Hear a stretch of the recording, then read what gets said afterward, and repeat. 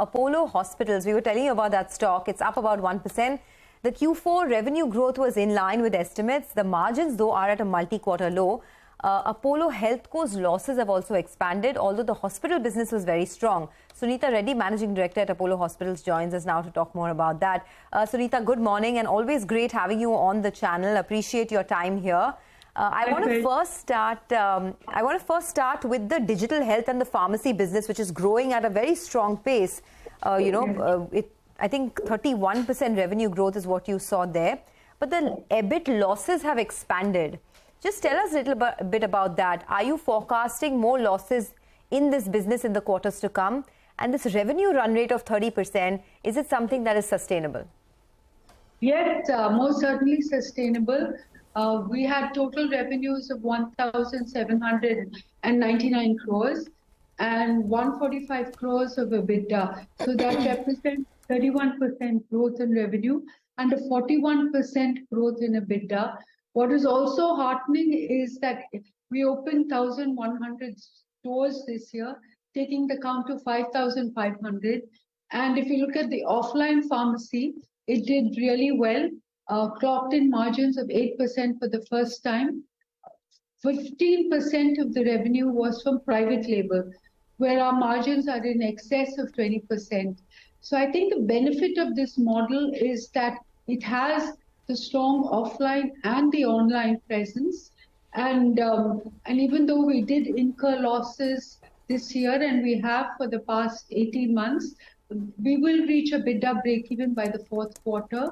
GMV was over the budget with 1,630 crores of GMV, whereas we had budgeted 1,500 crores.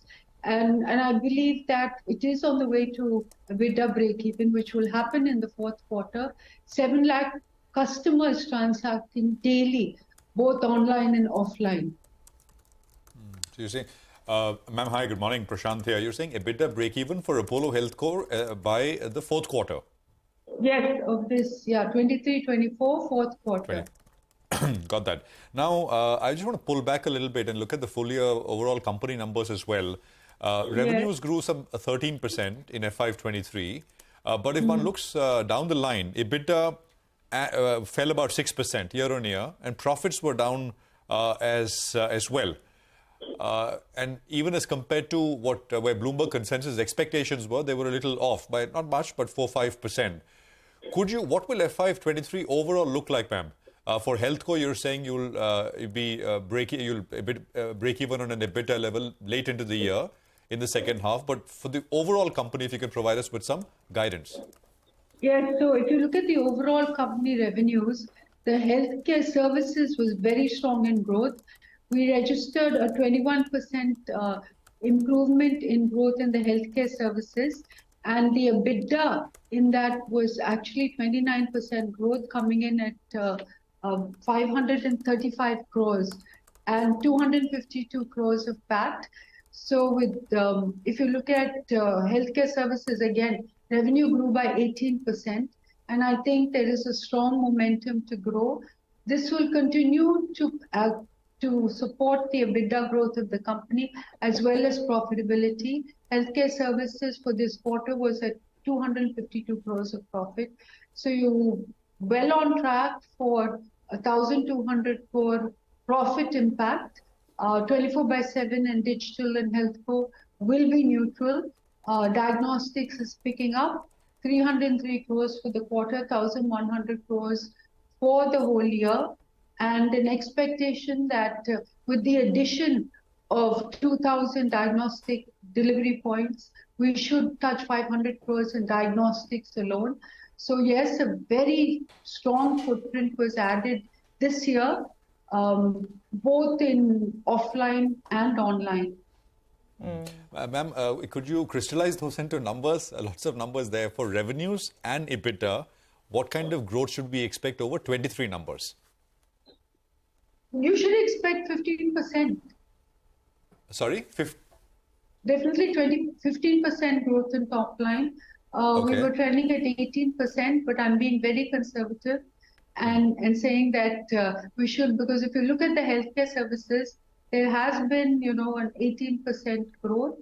And if you look at pharmacy, offline, there is 31% growth and 42% growth in a EBITDA for offline. So if you put the different components together, you will see a 15% minimum growth in top line and definitely 20% growth in EBITDA as well as profitability.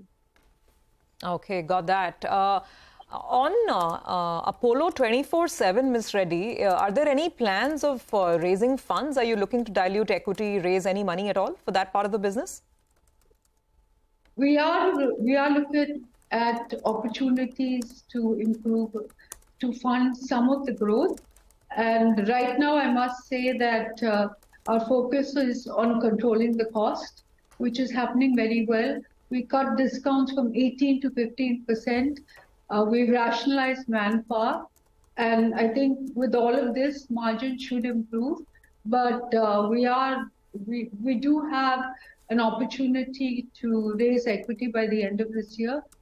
Some very interesting opportunities. Could you tell us a little more? If not the names, or at least the quantum that you're looking to raise, how much you're comfortable diluting right now? 200 million. Okay. Okay, so 200 million, and how much are you looking to dilute, as my colleague was asking you? 5 to 6%. All right, so there are interesting opportunities to raise equity by the end of this year, and the equity raising could be to the tune of $200 million. And you're also looking to perhaps dilute 5 to 6%, correct? Yes. All right. I want to talk a little more about the core hospital business, because across the board, not just for Apollo, all of your peers have reported a very good growth this time, largely due to improvement in surgical revenues as well as medical tourism. Can you tell us the average revenue per bed? That in Q4 went up about 10%, and you're sitting at almost 53,000 rupees, which is much higher than some of your peers in the market, even in the listed space. Is there scope to increase that further?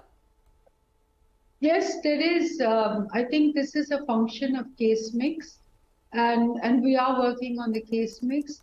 If you look deeply into Apollo, 60% of our revenues come from 5 specialties, and we've grown these by an average of 20%. We've added robotics, which is why our occupancy doesn't look that high.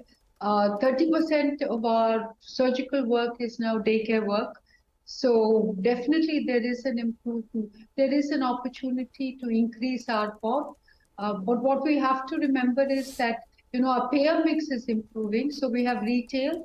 We have, I think, we're the highest with corporate private insurance and corporate insurance. So with this improvement, ARPOBs should, you will see an increase in ARPOBs.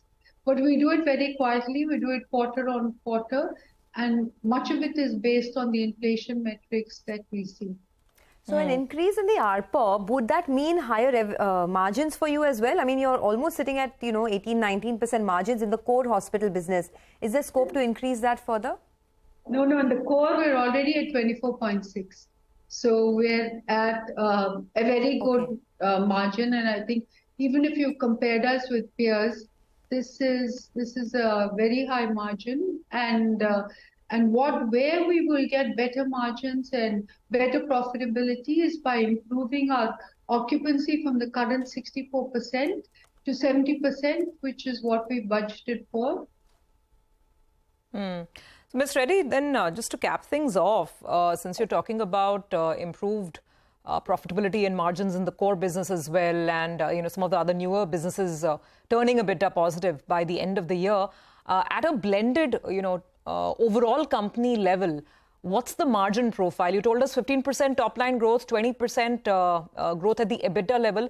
What's the blended margin at which you're hoping to operate, say, by the end of FY24?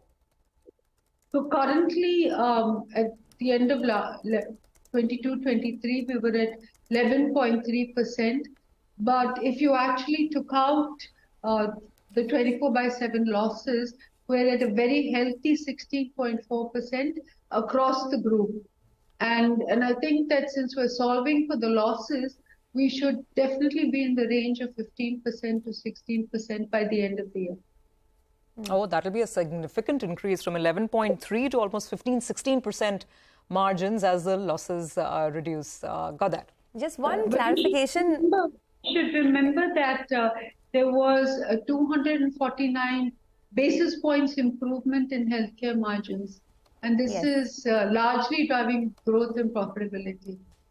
Okay. So just on Apollo HealthCo, just two quick questions. This 5 to 6% dilution that you spoke about is for Apollo 24/7, right? That you're looking at?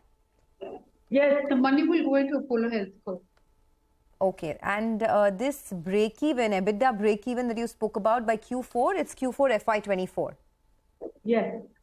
Okay. All right. We'll leave it at that. Ms. Reddy, thanks a lot for joining in, and all the best for the way forward as far as the Apollo Hospitals business is concerned. So good numbers. The margins, of course, are at multi-quarter lows, but they're looking at an EBITDA break-even for Apollo HealthCo in Q4, and they're getting interesting opportunities to raise equity. About $200 million of equity is what they're looking to raise by the end of this year. Let's